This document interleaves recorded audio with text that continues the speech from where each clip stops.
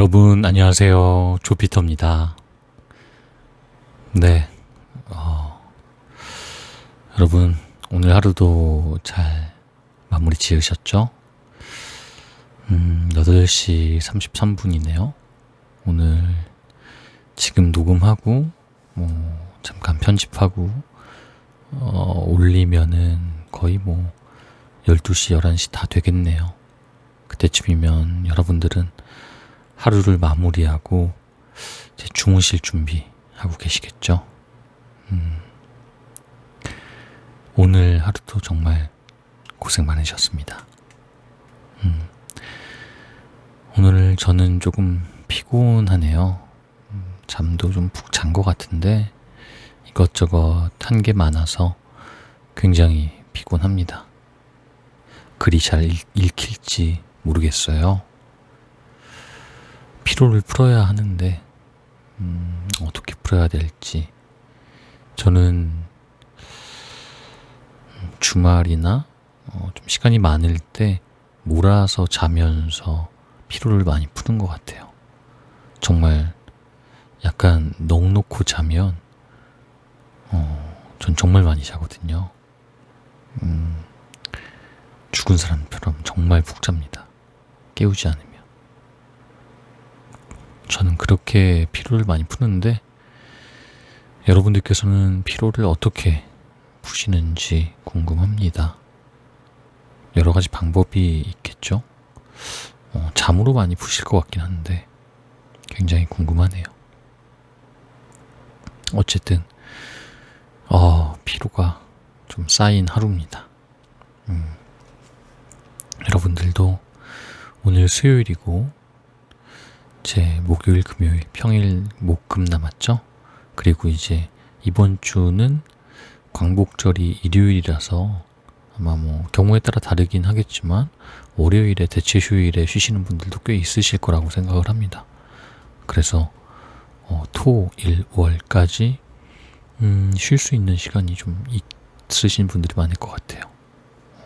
그때를 생각하면서 또 오늘 마무리 잘 하시고 내일도 열심히 일하시고 삶의 이유를 찾으면서 행복을 느끼면서 일하시는 시간 가지셨으면 좋겠습니다. 나를 안아줄 시간이다. 두 번째 시간입니다. 첫 번째 시간 때 조금 읽어봤는데요. 말씀드린 것처럼 약간 철학적인 내용이 들어가면서 책이 그렇게 쉽지만은 않은 것 같아요. 그래서 저도 읽으면서 약간 어렵다라고 느껴졌고요.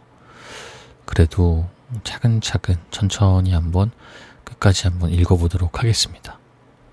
나를 안아줄 시간이다. 두 번째 시간 시작하겠습니다.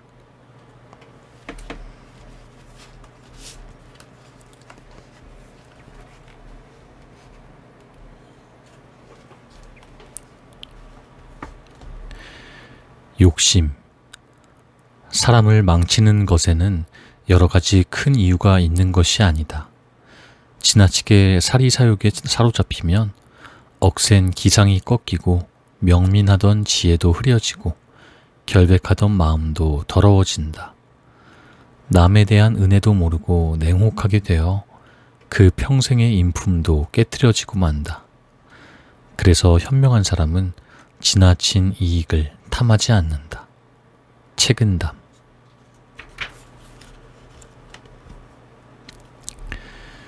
우리 옆집에 회계사가 산다. 비가 부슬부슬 오던 날 옆집에 어릴 적 친구가 이사를 왔다. 초등학교 때 키는 좀 작았고 공부를 잘했는데 언제나 혼자 있기를 좋아해서 주변에 친한 친구들은 거의 없었다. 그래도 가끔 하굣길에 마주치면 그의 집까지 같이 걸어가며 도란거리기도 했었는데 30몇 년이 지난 어느 날 이웃이 된 것이다. 밖에 비도 오고 베란다 화초에 물을 주고 나서 빈대떡을 사러 갈까 생각하고 있었는데 현관 밖이 시끄러워서 내다보니 이삿짐이 도착하고 있었다. 이사할 때 비가 오면 부자가 된다거나 눈이 내리면 장수한다거나 하는 말들은 기분 나빠하지 말라고 의례적으로 하는 말이지 정말 그러겠는가. 그래도 덕담으로 건네는 정도는 괜찮다고 본다. 그 말이 정말 맞는다면 이사할 때 천둥과 번개 치면 로또라도 되어야 하지 않겠는가. 우박이라도 내린다면 더 좋을 테고. 하여튼 누군지 고생 좀 하겠구나 생각하고 집을 나오는데 1층 엘리베이터 앞에 서 있는 사람의 얼굴이 영 낯설지가 않았다. 한 번 더 힐끔거린 뒤에 홀을 빠져나왔다. 사회생활을 어느 정도 하면 주변 사람들 얼굴이 익숙해져서 전혀 다른 사람이라도 비슷하다고 느껴질 때가 많다. 그렇다고 그들이 모두 혈연 관계는 아니지만 말이다. 첫눈에 서로를 알아본다는 얘기가 있다. 그건 서로가 가지고 있는 특정한 경험들이 공유되는 느낌이라고 할 수 있다. 얘기도 안 해보고 어떻게 그것이 가능할까? 대상을 바라보는 행위는 자기 조화의 연장선 위에 존재한다. 내가 가지고 있는 다양한 해석 능력 중에 하나가 발동하고 그 상황에 적합한 도구를 꺼내들게 되는데 이것이 같은 것이고 대상을 바라볼 때 느끼는 개인의 고양된 감정 상태와 에너지 사용량이 동일하다는 의미이다. 특별한 경우를 제외하고는 타인을 만나면 서로 융화하려는 목적으로 의식적, 무의식적으로 공통점을 찾게 된다. 얘기를 해보지 않더라도 이미 준비된 주파수가 공명을 일으키는 것이다. 일생을 살면서 계속되는 선택이라는 것도 두뇌의 의식작용이기는 하지만 눈의 자각 능력이라고도 할 수 있지 않을까? 눈은 단순한 렌즈이기보다는 두뇌와 동일한 역할을 하는, 그러면서 두뇌보다 더 먼저 본능적으로 지각하는 특별한 기관은 아닐까? 물론 해부학적으로 눈은 뇌와 신경망으로 연결되어 있을 뿐이다. 모든 해석은 두뇌가 하는 것이다. 그럼에도 불구하고 두뇌는 눈이 보는 대로 해석한다. 심지어 눈을 감고 있더라도 두뇌 활동이 활발하면 눈도 피로해진다는 것을 알고 있다. 눈과 두뇌는 단일한 집합체이다. 두뇌는 눈이 보지 못하는 것을 개별적으로 유추해낼 수 있지만 적어도 우선순위는 눈이 본 것이다. 인간이 가지고 있는 사고의 입력계로서 눈이 존재한다기보다는 오히려 눈이 판단하는 기관이라고 느껴질 때가 많았다. 두뇌의 작동 방식은 눈에도 적용되어 보는 대로 따라간다. 그렇다면 두뇌의 각 부분 중에서 시각 영역을 담당하는 후두엽은 대뇌에 속하는 기관이기보다는 안구운동과 동공반사의 중뇌와 더불어 오히려 눈에 부속하는 기관이라고 해석하면 어떨까? 사람들은 가끔 자기 눈을 믿지 못하고 의심하기도 하지만 눈이 거짓말을 할 리는 없고 해석이 과거의 지식을 덧붙이는 과정에서 왜곡이 발생하는 것이다. 우산을 쓰고 터덜터덜 시장을 향하고 있었는데 드디어 생각이 났다. 그놈이다. 그 시절의 기억으로 친구와 나는 이상하게도 공감을 이루지 못했다. 사이가 나빠진 것은 아니지만 내가 무슨 얘기를 하면 항상 토를 달았고 비판적이었다. 친구도 없는 놈에게 나라도 친구가 되어줘야겠다고 생각하고 말을 걸면 그냥 무시했었다는 경험도 복기되었다. 그래도 이제 중년이 되었으니 서로의 성향이 다르다고 해도 버타며 지내면 되겠거니 생각했다. 그런데 그 친구는 예나 지금이나 변한 게 없다는 것이 문제였다. 여전히 조소적이고 세상 보는 시각이 나와 달랐다. 물론 개인적으로 봤을 때는 괜찮은 사람임에도 불구하고 편협한 천재의 특징은 여전했다. 그동안 어떻게 지냈니? 하고 물으면 건강하게 잘 지냈다고 얘기하면 그만인 것을 뻔한 걸 뭘 물어 라고 퉁명스럽게 되받는다. 그래도 얼굴에는 반가움이 가득 묻어나서 악수를 나누며 잘 지내자고 인사했다. 그리고 쉬는 날 뒷산에 등산이라도 다니자고 약속까지 했다. 사람은 겪어봐야 알지만 겪어봐도 모르는 것이 사람이다. 인간적으로 좋은 사람이라고 하더라도 매사에 자기에게 이익이 되는 합리적인 방향을 선택하기 때문이다. 그 선택의 과정 속에 어떤 기준을 적용할지는 자신도 타인도 알지 못한다. 개인의 덕성을 위배하지 않는 이익 추구와 이익의 선점을 기반으로 하는 덕성 추구의 결과는 몹시 다르다. 소탐대실이라는 것도 어떤 것을 큰 것으로 보느냐에 따라서 해석이 달라진다. 설마 그렇게까지 판단 기준이 다를까 생각하지만 정말로 특이한 사람들도 많다.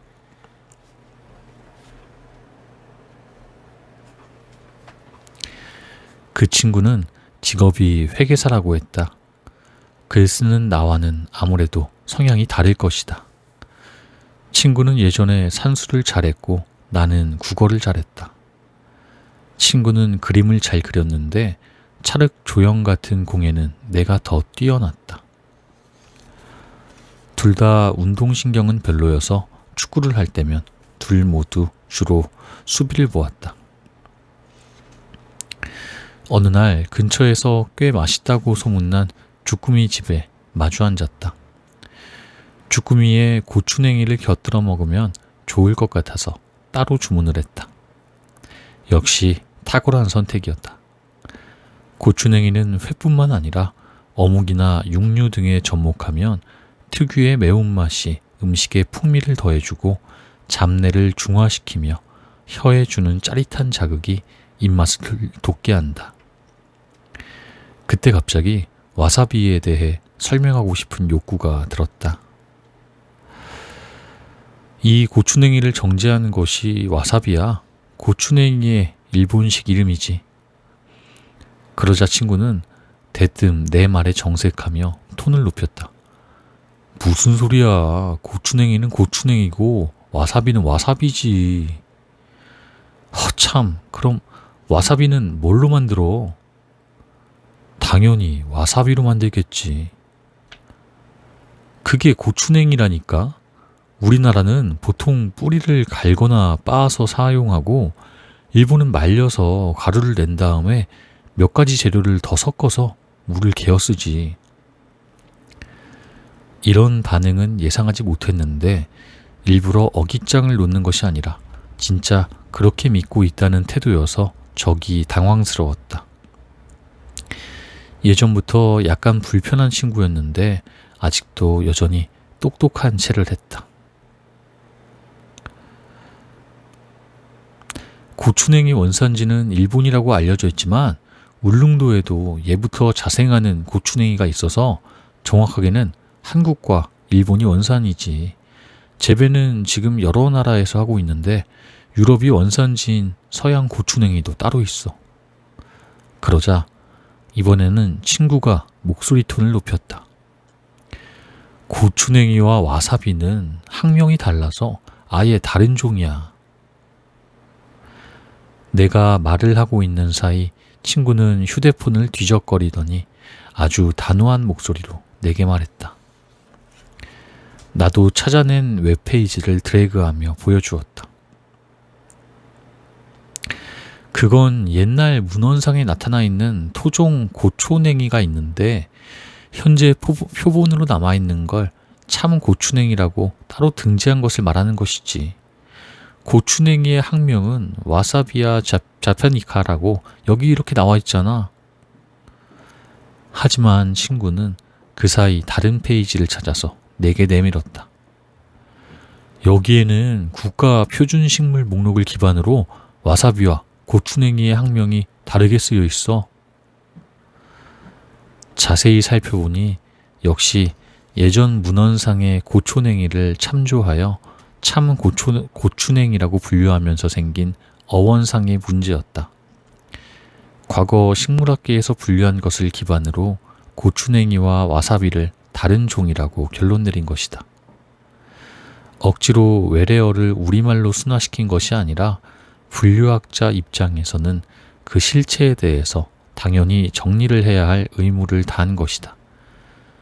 물론 와사비가 고추냉이라면 고추냉이로 와사비를 만들든 와사비로 와사비를 만들든 똑같은 말일 것이다. 우리는 감정 싸움을 하며 그렇게 티격태격 1시간 이상을 그렇게 보냈다. 글을 쓰는 나는 당연히 고유명사인 고추냉이를 기준으로 와사비를 비교한 것이고, 회계사인 친구는 대명사격으로 사용하고 있는 와사비를 중심으로 비교한 것이다. 맛있는 음식을 앞에 두고 실속 없는 얘기를 하고 있자니 만만 반감시키고 말았다. 그냥 갈거나 빻아서 사용하는 것을 고추냉이로, 가루를 개어서 사용하는 것을 와사비로 부르면 되는데, 말을 하는 사람의 입장에서는 단어를 선택할 때 그 단어에 묻어있는 개인의 정서가 고집을 형성하기도 한다. 대상을 앞에 놓고 회계사는 정량적 분석을 하고 작가는 정성적 분석을 한다. 회계사에게는 명쾌한 수치가 중요하지만 작가에게는 보다 정확한 이미지가 중요하다. 회계사는 세상을 숫자로 읽지만 작가는 세상을 글자로 읽는다. 회계사는 숫자를 통해 세상을 보고 죽은 뒤에도 숫자를 남긴다. 작가는 글자를 통해 세상을 해석하며 죽은 뒤에 글자를 남긴다. 회계사의 숫자는 완벽을 지향하고 작가의 글자는 생소함을 추구한다. 인간은 모두 완벽과 불완전함 사이에서 쉼 없이 요동치는 유전자들이고 그 삶의 양태는 언제나 흔들림이다. 어쨌든 마무리는 잘 끝나서 나중에 막창 전문점에 같이 가자고 하니 친구도 흔쾌히 그러자고 했다. 막창 가게는 주인 아주머니가 일일이 정성껏 손을 보고 계셔서 음식과 부속 재료의 비율이 아주 잘 맞았다. 그리고 양념으로 사용하는 재료의 두께가 맛을 최적화할 수 있을 정도로 완벽한 디테일을 가지고 있었다. 그 집의 특징은 막창을 찍어 먹는 막장 소스가 특별하다는 데 있다. 공부를 단단히 해서 친구의 코를 납작하게 만들어 주어야겠다는 각오가 슬그머니 이는 순간 나 또한 상대방의 입장에서 보면 모난 구석이 많아 보일 수 있다는 것을 알아차렸다. 같은 감정을 공유하고 있음에도 쉽게 화합하지 못하고 삿바 싸움을 하게 되는 이유는 뭘까? 서로 외로움에 시달리고 대화를 나눌 사람이 필요한데도 손 내밀기 힘든 이유는 타인과 가까워짐으로써 다가올 또 다른 불협화음에 대한 두려움 때문에 거리를 두려는 자기 방어적인 본능 때문이다. 내가 상처받는 것이 두렵기 때문에 필요할 때 움츠러들 수 있는 칸막이를 만들고 불필요한 자극을 받지 않으려는 본능이 나오는 것이다. 이것은 삶의 부단한 경험들이 축적되어 생성된 무의식이 내 상념에 외피를 두르고 있어서다. 안전의 욕구는 본래적이지만 잃어버리는 것 또한 나타난다. 많은 순간 내가 밖으로 뛰쳐나갈 수 없도록 울타리를 형성하고 타인과의 적극적인 공감을 가로막는다. 그래서 적당한 거리에서 서로를 이해하고 바라보는 것에 만족하게 된다. 상대방도 그 정도의 선을 요구하기에 혹시라도 내가 한 발 더 다가가게 되면 긴장하게 될 것이다. 서로 각자의 거리를 지키려는 전략은 팽팽하다. 간혹 인간적인 접촉이 불현듯 이루어지면 한편으로는 즐거운 감흥도 느끼지만 다른 한편으로는 낯설고 신경 쓰이면서 걱정도 인다. 그만큼 우리는 혼자에 익숙해져 있고 앞으로도 그런 상황이 더 고착화되어 갈 것이다. 내가 한 발 앞으로 나서면서 상처받지 않는 선을 새롭게 구획하는 방법이 필요해지는 이유이다. 나의 울타리를 일정 부분 여는 것은 상처의 기억을 완화하고 보다 가능성 있는 미래로 이끌기 위한 행동이다. 이미 많은 시간을 자의적으로 책정해 놓은 틀 내에 살아오면서 혼자서 외롭다고 투덜거리지 않았던가. 오랜 시간의 습속은 알게 모르게 안팎으로 고집을 형성하고 나를 완고하게 만들었다. 내가 나 자신에 대해 잘못 알고 있던 선입견도 있을 것이다. 내가 내보이고 싶어하는 모습과 상대방이 바라보는 나의 차이가 많을 것이다. 나 자신에게 향하는 너그러움과 상대방을 대하는 배려 또한 비례하지 않는다. 이제 한 발 더 나서도 되지 않을까? 그 첫 번째는 내가 밝아지는 것으로부터 비롯될 것이다. 내 표정이 밝아지면 상대방도 긴장을 멈추고 화답하게 될 테니까. 뭘 더 잃을 수 있겠는가를 생각하면 오히려 즐거운 모험이 예감되기도 한다.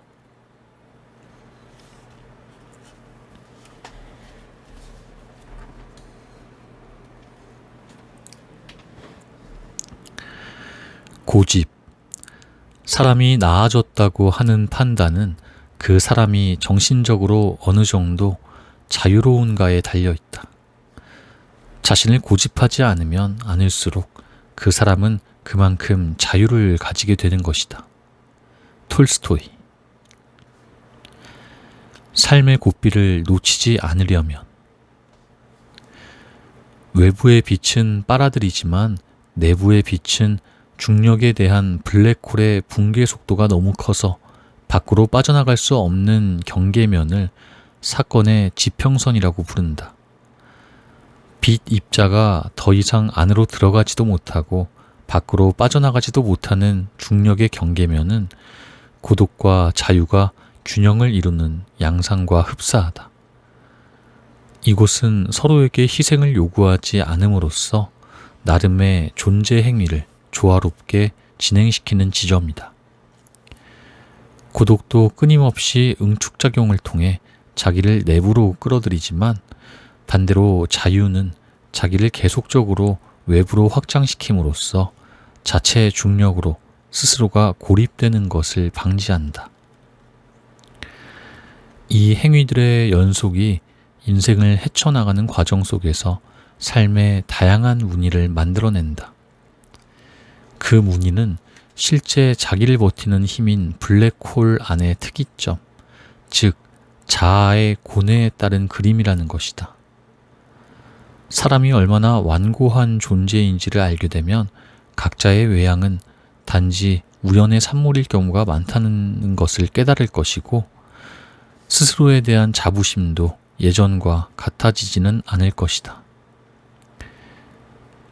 그처럼 견고한 자아가 쉬이 흔들리는 것은 세계와 내가 만나는 지점인 사건의 지평선에서 즐겁거나 고단한 선택이 기다리고 있기 때문이다. 게다가 여러 경로들을 통해 다가오는 시간과의 마찰이 매우 다른 결과를 가져옴으로써 고민이 생성된다. 자기 주도적인 선택이 불리한 결과를 가져오기도 하고 수동적인 선택이 의외의 소득을 올릴 수도 있다. 또한 마지못해 따라하는 저항적 선택이 인생의 큰 줄기를 밖으로 바꾸어 놓기도 한다. 주도적인 선택을 통하여 본래의 목적을 달성하는 것이 가장 좋겠지만 인생은 그리 단순한 것이 아니라서 엉뚱한 변수로 의도치 않은 결과 속으로 빠져들기도 한다. 그러나 설사 수많은 흔들림을 경험한다고 해서 삶이 와해되거나 흩어지는 것은 아니다. 결국 내가 요구했던 젊은 날의 중요한 조망은 남는데 이것이 그동안 자아에서 드러나지 않았던 다양한 꿈의 원줄기인 것이다. 나를 형성하는 배후에는 언제나 도덕적인 초자아가 있었다. 선택의 매 순간 자아를 지켜보던 초자아는 가장 비슷한 얼굴을 한 선택에 힘을 실어줌으로써 자기를 유지한다. 오랜 세월이 흐른 뒤에도 자기를 재구성하는 힘이 여기에 있다. 인생에서 삶의 고삐를 놓치게 되는 경우도 생긴다. 가장 이상적인 것을 찾아내려는 시도로서 유예된 선택도 있을 수 있다. 그러나 보통 회피하고 싶은 부분에 대해 도망치고 싶은 순간들로부터 나타난다. 내 선택을 주저하게 만드는 이유는 매번 비슷하다. 힘듦으로부터, 엉킴으로부터, 두려움으로부터 벗어나고 싶지만 인간이 그리 나약한 존재는 아니라서 필요하다고 판단되면 내 능력보다 훨씬 상위의 노력이 필요한 선택도 할 수 있다. 실제 선택을 하지 못하게 만드는 원인은 따로 있는데 그것은 자기 자신도 모르는 경우가 많다. 자기를 가로막는 이유가 어떤 경로를 통해서 생성되었든 그것을 계속 지나쳤기에 해소되지 못한 것이다. 사람은 당시의 상황에서 최소의 비용과 최적의 시간을 들이는 선택을 하게 된다. 다만 모든 조건을 만족시킬 수 있는 선택지는 없기에 현실적으로 약한 고리가 희생되기도 한다. 그 부분이 언젠가는 마음의 짐으로 나타나 상처가 될 수도 있다. 그때서야 자기 의식의 밑바닥에서 선택의 회피를 예감했던 원인을 알아차리게 된다. 모든 선택이 합리적이라고 얘기하는 데에는 인간의 감각이 그리 허술하지 않기 때문이다.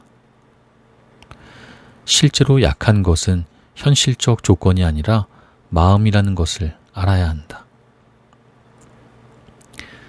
그럼에도 불구하고 어떤 선택은 맞고 어떤 선택은 틀리다. 동시대를 살아도 모든 이들이 일부만을 경험하는 것은 자기 테두리 내에서 선택의 경로가 고정된 시야의 간섭을 받기 때문이다. 개개인이 다양한 정보와 지식으로 무장하고 있어도 잘 아는 것과 필요한 만큼 안다고 생각하는 것을 섞어서 사용하는 과정 속에 고집으로 흠결이 발생하는 것이다. 또한 자기를 찾는다는 목표가 내포하는 위험성도 어느 정도 예측이 가능해야 한다. 현실을 도외시한 자기 찾기란 물고기라는 현실을 잡지 않고 배를 고르면서 자기라는 바다의 해저지도를 완성하겠다는 뜻이다. 원래 자기란 변화하는 유기체라서 물고기를 잡으면서 발견해내기에도 충분하다는 점을 간과해서 생기는 일이다. 충분히 자기가 좋아하는 물고기를 잡으면서 살다 보면 자연스럽게 만들어지고 다듬어진 자기를 볼 수 있다. 지난날 괴로움의 원인들도 먼 발치에서 또렷하게 느낄 수 있을 것이므로 조급하게 자기를 찾아 나서겠다는 생각은 어리석은 일이다. 아직 제대로 만들어지지도 않은 자기가 아닌가. 새롭게 정립될 나를 통해서 과거의 나를 부드럽게 끌어안을 수 있으려면 자기를 채워나가는 것이 우선되어야 할 일이다. 자기를 찾는 것은 자기를 찾는 것이 아니라 만들어가는 것이며 빈 곳의 동요는 그 과정에서 자연스럽게 치유된다.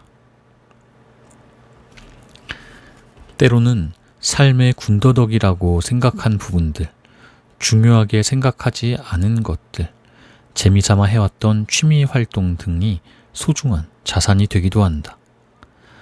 사람은 어떤 모습으로 살든지 자기가 바라보는 곳을 향하여 나아가면 작고 소소한 경험들이 쌓여 자연스러운 삶으로 안착하게 된다. 그러나 자기에게 맞지 않는 욕심을 부렸을 경우 오히려 평범하지 못한 삶으로 허덕일 수 있음도 명심해야 한다. 스스로 사건의 지평선에 잡아먹히게 되면 고독은 가중되고 자아는 더 왜소해진다.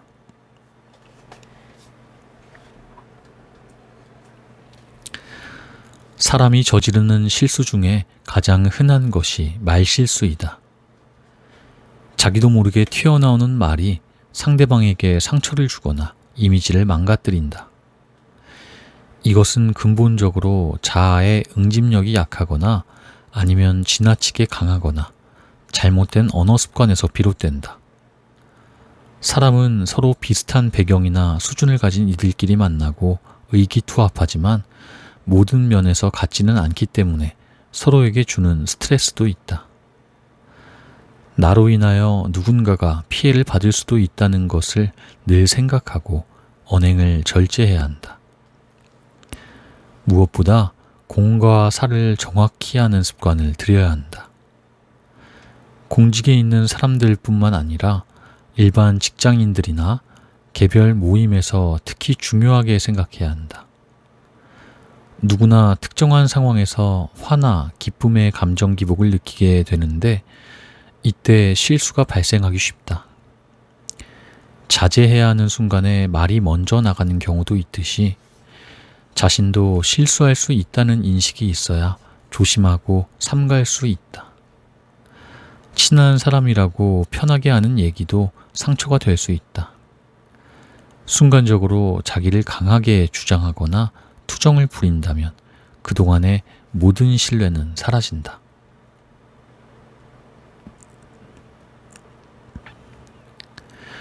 의식적 반성적 수준에서가 아닌 전의식적이고 반사적인 수준에서 작용하는 독사, 억견은 힘 있는 화자의 충동성을 통해 그럴듯하게 발설됨으로써 사회를 오염시키고 다수에게 악 영향을 미친다.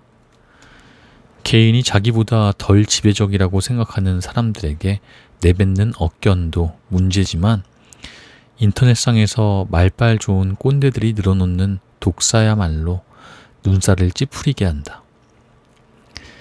개인적인 사견이라고 무시하는 태도가 억장 무너지는 소리를 자제시키는 유일한 방법일 것이다. 그 말이 폭력적일수록 관심이 더 커지기 때문에 계속해서 자양분을 대주는 행위를 그만두어야 점차 괴물화되는 것을 막을 수 있다. 우리 시대의 에피스테메가 그들로부터 파생될 가능성은 아예 없다. 그들은 말 그대로 독사를 내뱉는 바이퍼들이기 때문이다. 성찰적 사회학으로의 초대에서 부르디외는 그것은 설령 바르거나 참된 것이라도 이론적 근거에 이르지 못하는 한 그에 따른 에피스테메와는 구별된다 라고 말한다. 인생에서 흔들리지 않는 삶을 살기 위해서는 무엇보다 자기가 원하는 것을 명확히 해야 한다. 나와 맞지 않는 의견을 가진 사람들에게 내뱉는 자극적인 언설들은 내게 되돌아오게 되며 급기야 나를 망치는 원인이 된다. 나는 내 삶을 사는 것이며 나와 생각이 다른 사람들은 존재하는 것이다. 그것이 사회의 건전한 다양성이다. 오히려 그러한 의견들이 상징하는 열린 장으로서의 세계가 미래를 구성하는 과정이며 실질적인 내용이다. 건강한 토론이 무너지고 억지가 난무하는 광장은 우리가 가야 할 바가 아니다. 세상에는 무지하고 몰지각한 사람들이 분명 얼마든지 있다. 현실이라는 폐쇄기를 열어젖히려는 노력들로 인해 언제나 무수한 갈등이 산재해 있는 곳이다. 원하는 것을 명확히 한다는 것은 세상의 다양한 회오리 속에서 나를 지키고 견인하는 역할을 해준다. 또한 내 삶의 만족을 구성하는 가장 중요한 표상이므로 그 속에 자아가 있다고 말하는 것이다. 자기를 찾고자 하는 노력들의 어떤 부분은 처음 출발한 곳으로 되돌아오게 된다. 인간은 방황을 통해서 성숙하지만 오래 그 속에서 머물러서는 삶을 놓치게 되므로 바로 되돌아와 스스로 진정으로 원하는 것이 무엇인지 질문해야 한다. 인생은 쉬이 얻어지는 것도 없으며 여러 복병들이 숨어 있기에 때로는 자기 양심과의 싸움도 이겨내야 한다. 세상을 살면서 아픔을 경험하고 흔들릴지라도 나의 진실한 자리를 찾아 자기다움을 이루는 삶이어야 한다. 선택. 아무것도 결정하지 못하거나 선택하지 않으면 시간은 그렇게 흘러가게 된다. 어떤 일도 일어나지 않는다. 하루가 속절없이 지나간다.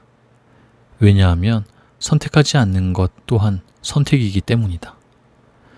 무엇이 두렵고 불안해서 늘 뒤로 미루고 있는지 한번 진지하게 내 자신에게 물어보아야 한다.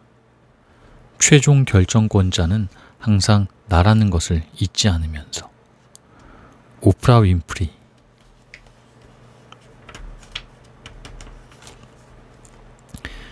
(2장) 고독은 또 다른 갈망이다. 우리는 왜 방황하는가? 개개인은 자신만의 고뇌 때문에 고독에 빠질 수밖에 없다. 그 과정을 통하여 해답을 찾고 고독 속에서만이 꽃필 수 있는 화려한 날갯짓을 준비한다. 이럴 때의 고독은 세상으로부터의 도피가 아니라 자기 균형을 추스르고 삶의 진로를 획득하는 쉼터이면서 치료소가 된다.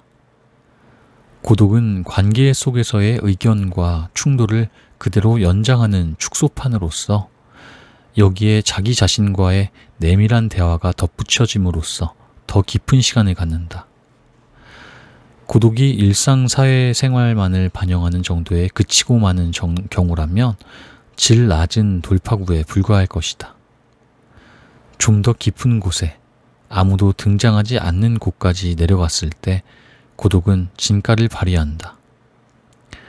타자만 없는 것이 아니라 문화도 없고 역사도 없는 곳에서 수확하는 열매만이 자기 자신을 구한다.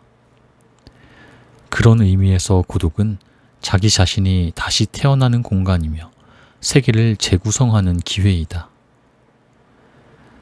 이곳에 발을 들여놓지 않거나 발을 담갔다가 급히 빼버린다면 자아의 내밀함을 확인하지 못한 채 일생을 자신의 떠돌이로 남게 된다.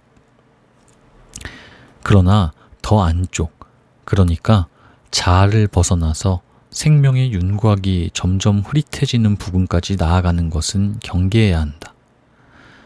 깊이 들어갈수록 그곳은 타나토스의 영역이기 때문에 자기 자신이 함몰될 위험성이 있다. 이곳에서는 죽음의 신을 묶어버릴 밧줄이 없기 때문에 시지포스라고 할지라도 쉽게 빠져나오기 어렵다. 자기를 올가맨다는 것은 그것을 능히 견디고 건강한 자아를 구성하는 길일 때에만 가능하다. 그래서 올가맴으로 읽지 않고 틀 만들기라고 부른다. 스스로를 고통스럽게 얽매이게 하는 밧줄을 들고 있다면 그 한쪽 편을 누군가에게, 나를 염려하는 자에게, 혹은 세상과 원활한 대화가 가능한 자에게 던져주어 자기 자신을 구하도록 해야 한다. 어떤 특정한 고독은 생명과 생명 아닌 곳의 경계에서 진행될 위험이 있으므로 즉시 깨달아야 한다. 나는 생명을 지향하며 인류를 구성하는 소중한 개체로서 제도적 모순과 고립된 역사를 넘어 우애와 사랑을 확인하는 일을 계속해야 한다. 그러므로 내 삶의 진행은 선이며 이곳에서 손을 내민다 라고 외쳐야 한다. 그리하여 순조롭게 치열하게 자기 자신과 대화에 성공한 사람들은 인생을 한 계단 더 앞서 나가게 된다. 인간의 고뇌와 고민을 해소하는데 애를 먹는 것은 다름 아닌 무익하고 불합리한 자기 규칙들이다. 자기 스스로가 고집하고 있는 방식들 때문에 힘들어하면서 자신을 이해해달라고 절규한다. 사회화된 부분과 그렇지 않은 부분들이 혼재되어 있는 상태에서 타자에게 당연히 이해될 수 있는 것은 흔치 않다. 인간은 외로운 존재인 만큼 스스로에게 소중한 부분들과 취약한 부분들을 겹겹이 보호하고 있다. 이곳에 타자의 입김을 허용하지 않겠다는 안내문을 붙여놓는다면 대화는 이루어지지 않고 개인의 자아도 왜소해지는 걸 막을 수 없다. 세상은 나를 무조건 사랑해줘야 해. 나도 가끔 한 번씩 사랑을 줄 테니. 이 말은 내가 세상에 적극적으로 발설하지는 못하지만 언제나 마음속에 품고 있음으로써 나를 주어진 상황으로부터 후퇴시킨다. 어쩌면 차곡차곡 불리한 농거들을 쌓아놓은 허름한 창고이지만 먼지를 털고 정리하지 못하는 데에는 그럴 만한 이유가 있다. 그곳은 자아의 성지이다. 해석을 요구하는 타자도 없다. 이곳은 고대 사회의 소도와 같은 도피처이다. 사회 규준이 불명확하거나 종교적 색채가 짙은 경우에는 지금도 이와 같은 특정 지역들이 존재하지만 여기는 엄연히 개인의 내부이다. 반대로 본인이 삶의 다양한 기회에서 멀어졌거나 지성의 혜택을 받지 못한 상태라면 이곳으로의 도피는 자연스럽다. 그런데 그 성지에는 아무것도 없다는 것을 스스로 알고 있다. 자기 자아 속에 너무 깊이 침잠되어 있으면 위험함으로 사람들 사이에서 새로운 휴식처를 발견해야 한다. 죽음 앞에 떳떳한 부분을 확보하기 위해 나를 설득해야 하고 개인의 과제를 이행해야 한다. 나이가 들어갈수록 인생의 알 수 없는 방향과 굴곡들의 퍼즐이 조금씩 맞춰지게 된다. 이것은 정해진 시간 속에서 자기를 계속적으로 한정해 나가기 때문에 중년 이후에 두드러지게 나타난다. 인간이 계속해서 살 수 있다면 무한정 자기 확장이 가능할 터이지만 그러다 보면 삶이 살아감이 아닌 견딤에 초점이 맞춰지게 될 우려가 있다. 뜬구름처럼 분열된 인생이 되는 것이다. 시간은 인간에게 가혹하지만 그 한정됨을 통하여 축복을 준다. 인간이 나이를 먹어감에 따라 인간다워지는 것은 단지 초연함에만 있는 것이 아니라 자기 완성도를 높여감에 따라 나오는 것이다.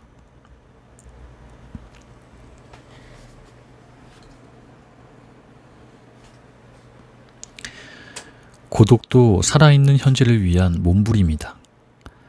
방황은 생의 불명확성으로부터 명확성으로 나를 견인하기 위해 스스로 지칠 때까지 계속된다.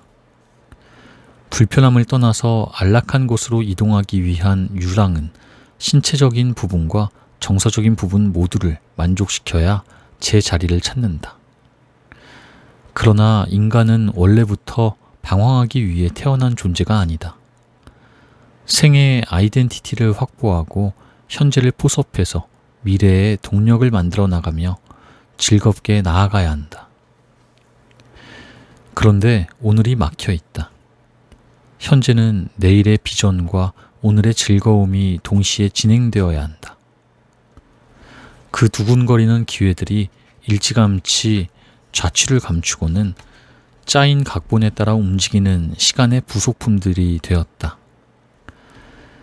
야생에서 걸어나온 것은 인간의 자발적 의지였지만 이렇게까지 무한정 지칠 때까지 생의 돌다리를 건너게 될 줄은 상상조차 못했을 터이다. 초원에서 말을 길들이며 별빛을 새던 유목민의 자유는 갈 곳을 잃어버린 흔적만이 잔설처럼 남아서 불편한 고독을 불러온다. 가족으로부터 얻었던 마음의 안락은 최소한의 동의도 만족하지 못하는 관계 속에 남았다. 그런 상황을 만들지 않겠노라고 선언하며 자신만의 삶을 고집하는 사람들이 늘어났고 고향을 잃어버린 현대인들이 배우자에게서 그 역할을 찾았으나 이제는 그것마저 불가능한 상황이 되었다. 자기가 자기의 고향이어야 한다는 것을 깨우치지만 그건 처음부터 불가능한 일이다. 소실점이라는 것은 어떤 배경을 통해서야 작동시킬 수 있는 화면상의 구도이다. 자기가 자기의 배경이 된다는 말은 오로지 한 점으로만 존재했다가 다시 사라져야 하는 순간적인 존재를 말한다. 고향은 인간의 정신적 무대로서 몸뿐만 아니라 정서와 문화가 태어난 곳이다. 그래서 유랑인들이 선택하는 것은 부분 부분의 배경들을 조합시키는 것이다.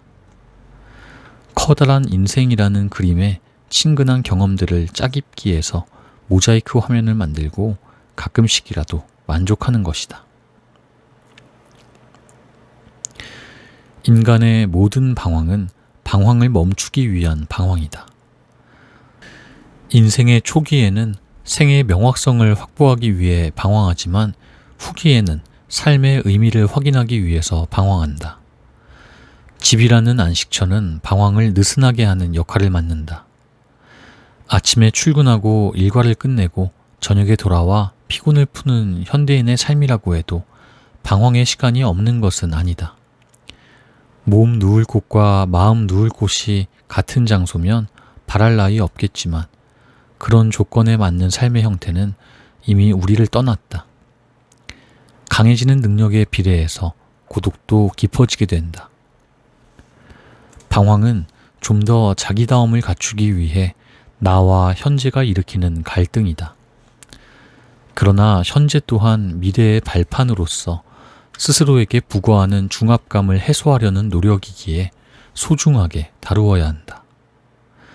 지금 보이지 않았던 것도 시간이 지난 후에는 언젠가 확연해지고 방황의 이유 또한 수긍하게 된다. 삶의 중심을 잃지 않으려는 몸부림은 자기 자신에 대한 애착에서 나온다. 그래도 상처가 되면 안 되기에 스스로를 감싸주고 토닥거릴 줄도 알아야 한다. 가급적 소소한 즐거움을 통해 자기를 긍정적으로 노출시키고 주눅드는 마음을 밝게 환기시켜야 한다. 방황. 달걀이 새로 변하는 것은 어려울지도 모른다. 달걀이 달걀인 채로 나는 법을 배우는 것은 조금 더 어려울지도 모른다. 우리는 지금 달걀과 같다. 그리고 당신은 그냥 계속 평범하고 상하지 않은 달걀로 있을 수는 없다. 우리는 부화하거나 상할 수밖에 없다. C.S. 루이스.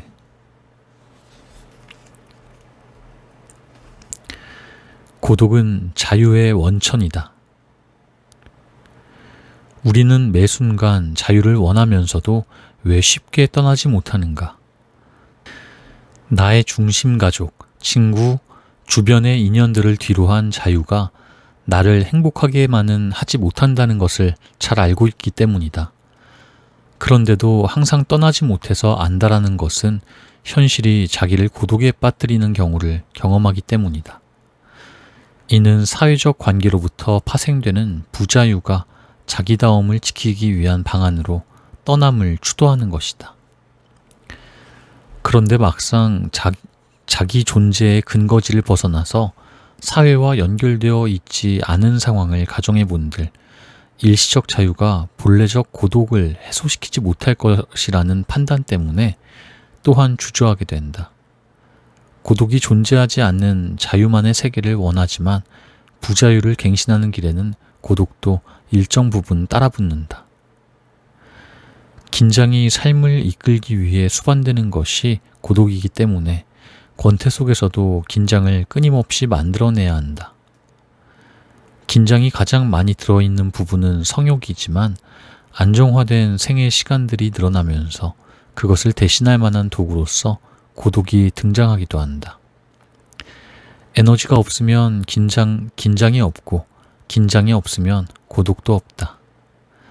무감각한 시간 속에 늘어지다 보면 생애 계획들이 느슨해져 아름다움도 퇴색된다. 세상의 모든 아름다움은 긴장으로부터 나온다. 건축물과 미술, 음악적 선율, 초원의 풍경조차 어떤 낯선 조화와 더불어 짜임새 있는 구도들이 만들어내는 지점에서 긴장이 필히 스며 있어야 한다. 그것이 사물의 생명이다. 그래서 긴장 없는 예술은 무의미한 것이다. 아름다운 여인의 자태에서도 그것은 배어나온다. 인간의 생명은 긴장의 연속이다. 죽음의 순간까지 그것을 붙잡고 늘어지는 회오리 속에서 가장 억세게 생의 줄기를 타고 흐르는 것은 아직 남아있던 갈망이다. 이루어지지 못한 것들에 대한 요구가 생명을 질기게 잡아당긴다. 나는 잊었더라도 인식하지 못하는 나의 일부는 그것들을 쉬이 잊지 않는다. 고독은 갈망의 다른 이름이다. 고독해도 고독하지 모르는 경지가 죽음이며 그것의 영원한 흐름이 완전한 자유이다. 죽음은 긴장을 잃어버리고 아름다움을 소실하는 것이다. 생명은 그것들의 몸이었다. 고독을 완전히 잃어버리지 않기 위해서 자유를 일정 부분 자제해야 하는데 이때의 긴장이 생의 동력원이 된다. 행복하지 않은 자유는 일시적이라는 것을 알기 때문에 행복을 경유한 자유를 원하지만 고독이 그것을 방해한다. 자유는 세상으로부터의 자유를 일컫지만 결국에는 자기 자신으로부터의 자유라야 진정한 해방을 느낄 수 있다. 세상으로부터 유리된 세계에서의 자유가 본래 원했던 것이었는지도 의문이다. 고통스러워도 외로움에 빠지지 않으려고 자유를 양보한 사람들이 가장 힘들어하는 것은 관계 속에서 정돈되지 못한 상황의 불편함이다. 작은 불만족은 감정의 부드러움을 방해하고 새로운 상황에 따른 몰입에 다다르기 전까지 나를 구속한다. 과도했든지 아니면 부족했든지 이에 대한 균형의 깔끔하지 않음으로부터 시작된 고독도 순간적으로 스친다. 행복이 쾌락만으로 채워지지 않는 것은 삶의 안정적인 균형과 불안에 대한 대비로서 지속적 만족을 추구해야 하는 보다 분명한 목적이 행복의 근간을 이루는 데에서 확인할 수 있다. 일상생활이 행복을 향한다고 할 때 막상 도달한 곳에서 발견되는 것은 행복이 아닌 경우가 많다. 오히려 행복은 준비 과정 속에서 구현됨으로써 우리에게 체현된다. 그러나 우리가 원하는 것은 보다 자극적이고 현란한 것이어야 한다고 믿기 때문에 요원할 뿐이다. 그렇다고 불행하다고 판단된 상황 이외의 모든 조건이 행복한 것이라고 억지로 자위할 필요까지는 없다. 행복은 느끼고 체감하는 것이기에 똑같은 상황일지라도 사람마다 행복 지수는 차이가 있다. 누군가는 행복하지 않다고 말할 때 나는 그것을 행복으로 바라볼 수도 있다. 최대한 행복하기 위해서는 가급적 불행한 요소들을 내게서 내 주변에서 줄여나감으로써 가능하다. 스스로 사회와 그 속의 관계들을 관리할 수 없기 때문에 일상에서 긍정적인 마음가짐을 투사시키는 것이 필요하다. 행복과 불행에 대한 객관적인 이해는 존재하지만 개인의 판단에 따른 감정 상태도 중요한 요소가 된다. 그러므로 무엇보다 행복할 준비가 되어 있는 사람이어야 행복을 느끼는데 보다 유리할 것이다. 행복을 방해하는 것, 자신 없음, 현재에 대한 비관, 비교를 통한 상실, 타인에 대한 질투나 질시, 자포자기 등이 상황을 더욱 난처하게 만든다. 따라서 상황 극복을 위한 노력과 미래의 시간에 대해서 편안하게 느끼는 자세가 필요하다. 자기를 닥달하지 않는 것, 억울해하지 않는 것, 타인을 편안하게 바라보는 것 등 내가 할 수 있는 일 중에서 하고 싶은 것을 할 때 행복은 싹튼다. 삶의 고통을 줄여나가는 방법 중에서 장중함을 유지한 성실성이 과도한 고독과 과도한 자유에 대한 희구를 안정화시킨다. 행복처럼 내면의 자유도 일상생활에서 존재한다. 떠나는 자뿐만 아니라 머무는 자에게도 자유는 생성된다. 내가 느끼고 있는 자유가 진정한 것인지에 대한 확신도 필요하다. 너무 오랫동안 목말라 했던 것이지만 막상 자유가 닥치고 나면 일시적인 해방감 이외에는 다른 것을 느끼지 못할 수도 있다. 자유는 하나의 지점이다. 자유롭기 위해서는 더 큰 자유가 필요하지만 현실은 오히려 자유를 얻는 순간부터 부자유가 싹튼다. 그래서 부자유보다 자유가 더 많이 느껴지는 공간에서야 드디어 자유롭다고 말한다. 현실은 부자유가 훨씬 많은 곳이기 때문에 자유를 제대로 느낄 수 없다. 우리가 언제까지 느낄 영구적인 자유는 현실에 발을 딛고 서 있는 순간에는 완벽히 재현되지 않는다. 자유의 그림자들, 자유스러움만을 자유로 인식해야 하는 것은 존재가 존재자의 선험적 경험을 통해 이해되듯이 자유 또한 자유로운 자에 의해서 자유롭다고 선언되어야 비로소 우리에게 확인된다. 그래서 일상을 뒤로하고 떠나는 행위는 자유를 선언하는 일임과 동시에 자유로움을 각인시키는 나로부터의 요청이다. 그런데 스스로 자유롭다고 느끼는 감정은 어떻게 감지되는가? 자유를 일상에서 느끼려면 주의 깊은 내면의 관찰이 필요하다. 대부분은 시험을 마친 후, 대청소를 끝낸 후, 일을 마무리 지은 후 그동안 나를 억누른 과제를 마감하면서 느껴지는데 이는 일시적인 것이다. 안정적인 자유를 확보하는 일은 최소한의 긴장을 담보로 이루어진다. 자유는 행복이라는 바람이 뒤에 따라오는 촉촉한 빗줄기이며 너울거리는 파도이고 억새의 시원한 누움이면서 그 기분 좋은 흔들림이다. 자유롭다고 느끼는 안락함이 계속된다는 믿음이 강할수록 자유의 정도는 더 커진다. 그리고 걱정 없는 상태가 길면 길수록 자유에 대한 안도가 커져서 만족도는 올라간다. 자유를 느낀다는 사실은 일정 시간 동안의 안락이 있는 상황이었으므로 자유에 대한 인식이 없더라도 평온은 유지된다. 행복을 거치지 않은 자유가 가능한가에 대한 답변은 물론 그렇다이다. 자유의 가능성에 대한 자유도 우리는 경험한다. 힘든 노동 중에서도 잠시나마 하늘을 바라보며 평온을 느끼는 것은 자유에 대한 기대를 통해서 얻는 위안이기에 그 순간 자유롭다. 물론 힘든 수행의 완성에 따르는 자유는 매우 크다. 많지는 않지만 행복한 노동도 분명 있으며 노동 속에서의 자유도 스스로 찾아야 할 부분이다. 독서를 통한 깊은 지식을 터득했을 때 세상의 어수선한 기준들이 새롭게 정리되는 느낌은 즐거움을 넘어서 개인에게 자유를 준다. 그리고 사색을 통해 복잡한 문제에 대한 해답을 찾았을 때 고뇌가 깊을수록 더 강렬한 자유를 느낀다. 돈은 물론 자유이다. 가장 큰 걱정거리가 금전 문제이기 때문에 이것이 확보된다는 것은 두말할 나위 없이 명백한 자유이다. 시간은 돈으로도 살 수 없다. 시간에 대한 기회 비용은 자유에 있어서 그 무엇과도 바꾸기 힘든 중요한 것이다. 충만한 사랑은 자유이다.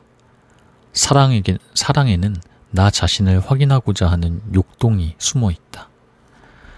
그것은 이타심이기보다는 이기심에 가까우며 배려함으로써 양보를 얻어내고자 하는 자기 확보의 근거인 것이다.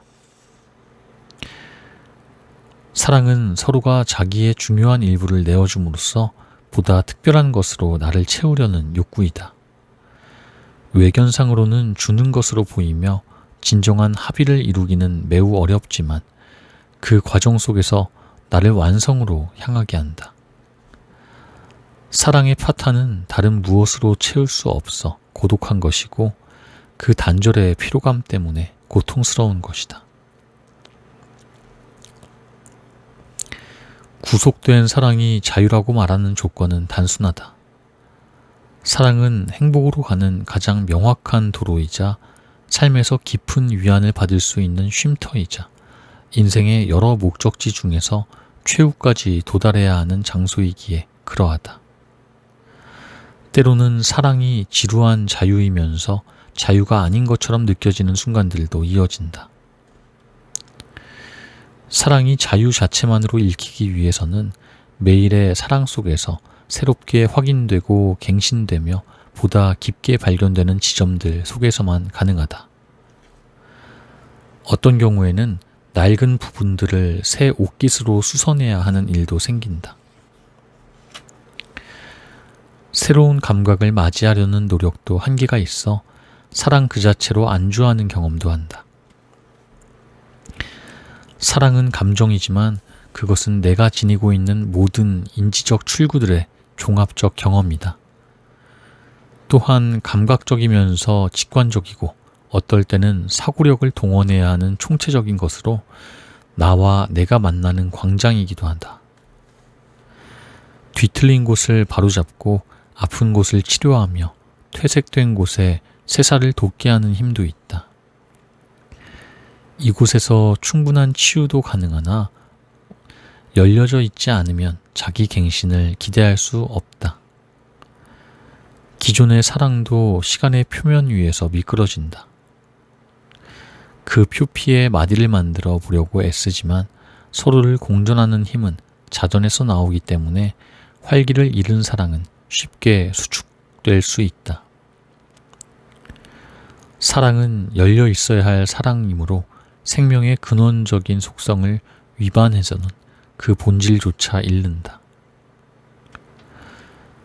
열려진 채로 버티는 것이 사랑이다. 이것은 다가가는 사람과 기다려주는 사람 모두에게 해당된다. 결국 응답하는 자가 응답함으로써 그 사랑을 선택하는 것이다. 사랑의 이름으로 다가오지 않는 사랑은 고독하지만 우연의 힘을 빌리기 전까지는 울지 못한다. 우연이 사랑을 만드는 힘이기 때문이다.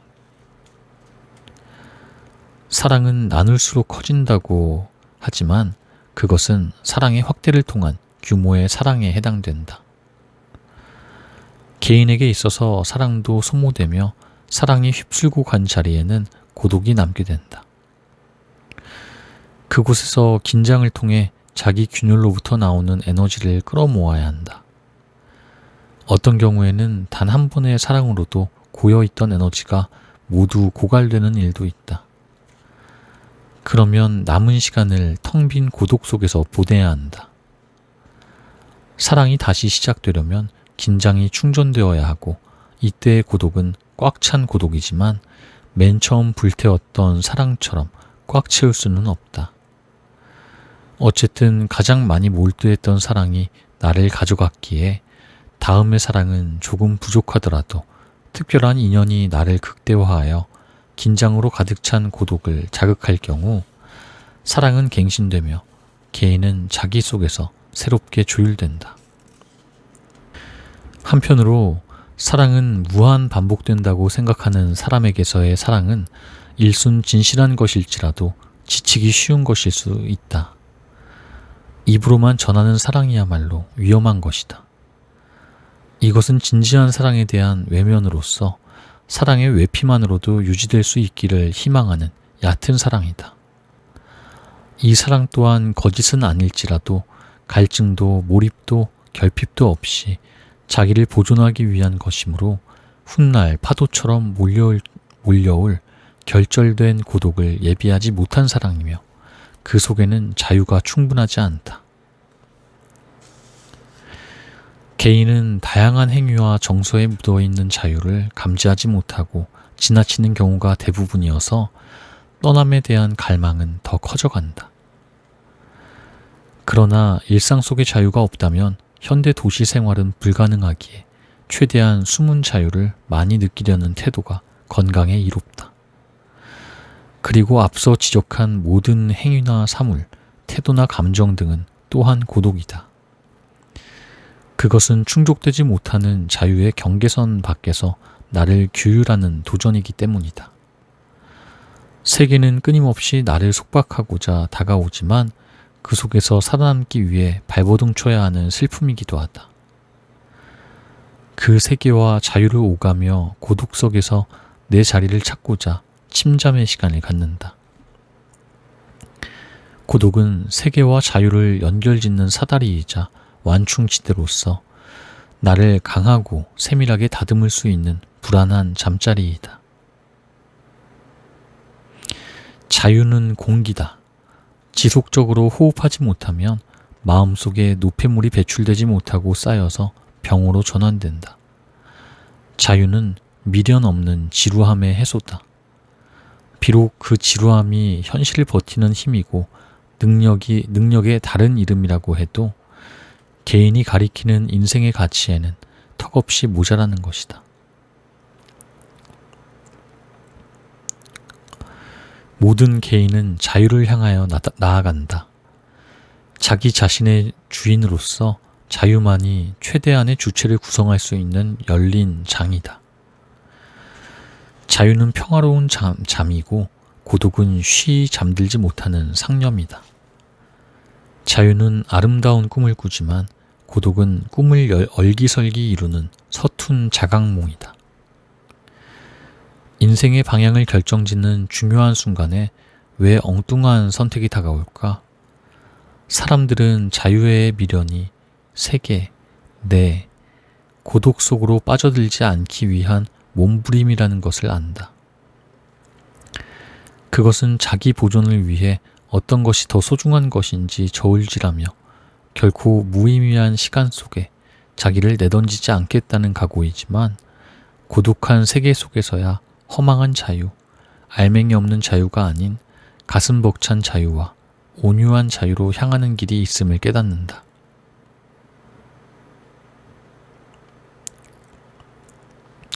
세상의 규칙뿐만 아니라 나의 규칙에도 얽매이지 않는 자유는 고독을 거쳐야만 가능하다.